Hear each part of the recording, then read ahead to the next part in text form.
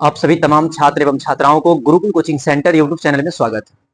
आज हम लोग इकोनॉमिक्स के जो आप लोगों की बुक की क्वेश्चन होती है तथा उससे संबंधित कुछ और भी क्वेश्चन जो कि देखेंगे, क्योंकि आपकी जो बुक की क्वेश्चन होती है वो कम से कम आशा है कि वो 2-3 क्वेश्चन तो पूछ ही लिया जाएगा। अगर वो 2-3 क्वेश्चन पूछ लिया जाएगा तो वो आपसे बन सके कम से कम 4 से 5 नंबर या 6 नंबर आप लोगों को आसानी से मिल सके इकोनॉमिक्स के सिर्फ बुक के क्वेश्चन से। आज हम सिर्फ 6 या 7, चाहे जितना भी पूछा जाए, आशा है हमारा जो 10 तक पूछ ले, लेकिन जितना भी पूछा जाएगा उस सभी क्वेश्चनों का जवाब आज हम लोग इसमें पढ़ेंगे।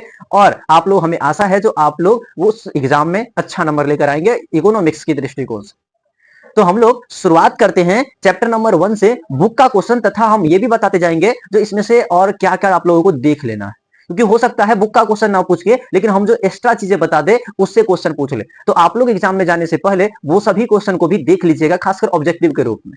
सब्जेक्टिव हम पुनः देखेंगे, सब्जेक्टिव के लिए आप लोगों की एक नई वीडियो अवश्य आएगी। तो आखिर हम शुरुआत करते हैं। जो पहला क्वेश्चन था, निम्नलिखित में से प्राथमिक क्षेत्र कौन सा है?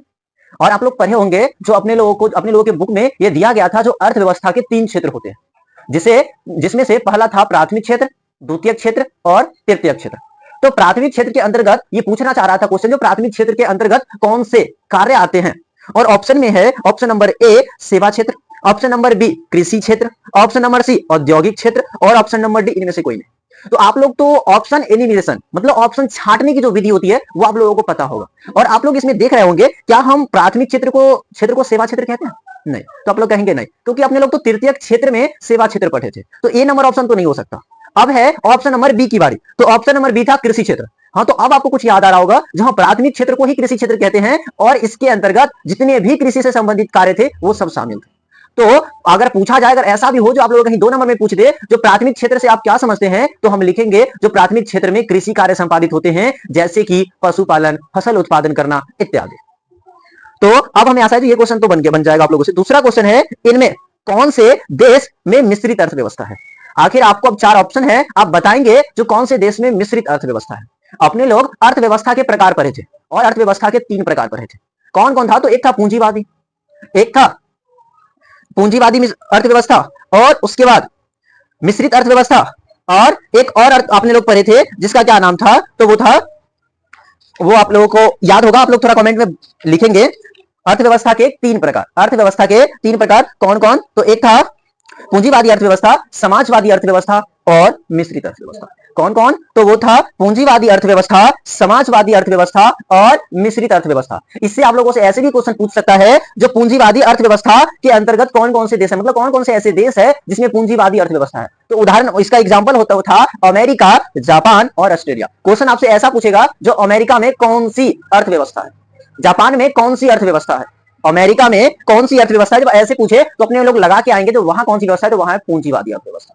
हाँ, फिर इसी प्रकार आपसे ये भी पूछ सकता है, जो चीन एवं क्यूबा में कौन सी अर्थव्यवस्था है, तो वो भी हम लोग लगा के आसानी से आ सकते हैं। वहां कौन सी अर्थव्यवस्था था, तो वहां समाजवादी अर्थव्यवस्था था।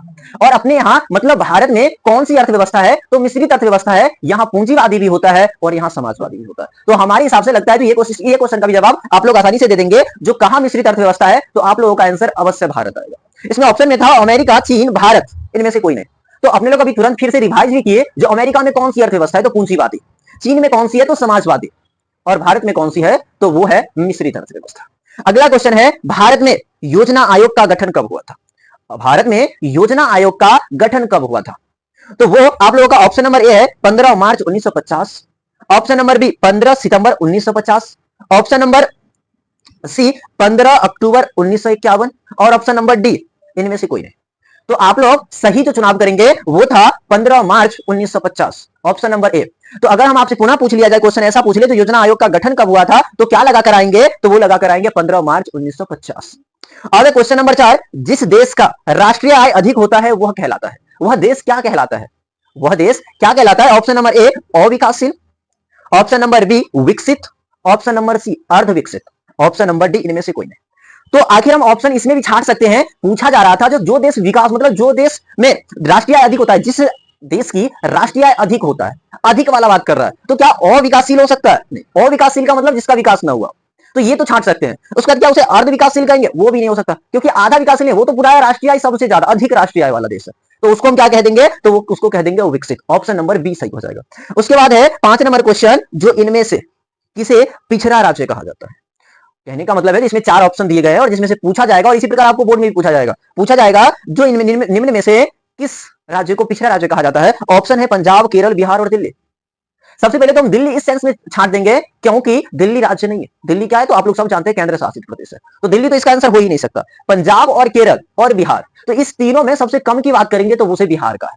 सबसे कम जो अगर हम बात करेंगे आय की बात करेंगे और ये पिछड़ा राज्य में सबसे कम यहाँ विकास होता है, तो वो कौन सा राज्य है? तो वो बिहार है। तो हमें आशा है जो ये 5 का 5 क्वेश्चन अब आप लोगों को समझ में आ गया होगा। ये 5 में से कोई भी एक क्वेश्चन आएंगे तो आप लोग नहीं छोड़ेंगे। इसके अलावा इस बुक में और भी ऑब्जेक्टिव, इस चैप्टर से और भी ऑब्जेक्टिव पूछा जा सकता है। इस चैप्टर में और भी ऑब्जेक्टिव है, जिसमें से हो सकता है आप लोगों से ये भी पूछ सके पंचवर्षीय योजना के बारे में। जो हाँ, पहली पंचवर्षीय योजना कब शुरुआत हुआ था? तो पहली पंचवर्षीय योजना 1951 से 1956 तक चला। तो उसमें सबसे मुख्य रूप से किस पर बात की गई थी? तो मुख्य रूप से बात की गई थी कृषि पर। अब आपसे ये भी पूछ सकता है जो द्वितीयक, जो पंचवर्षीय योजना है, वो उसकी शुरुआत कब हुआ था?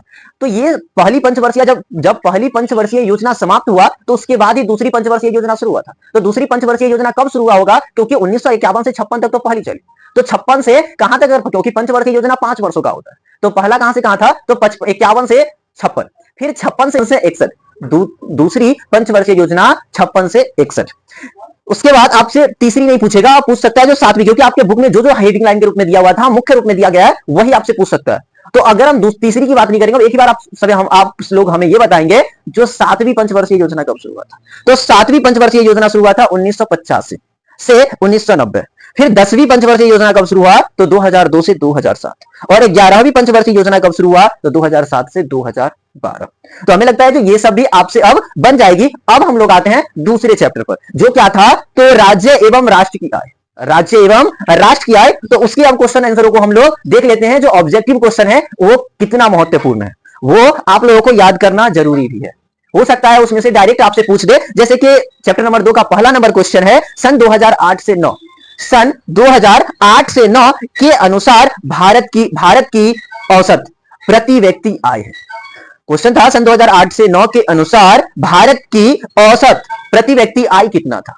और ऑप्शन नंबर ए है 22,553, ऑप्शन नंबर बी है 25,494, ऑप्शन नंबर सी है 6,610 और ऑप्शन नंबर डी 54,850।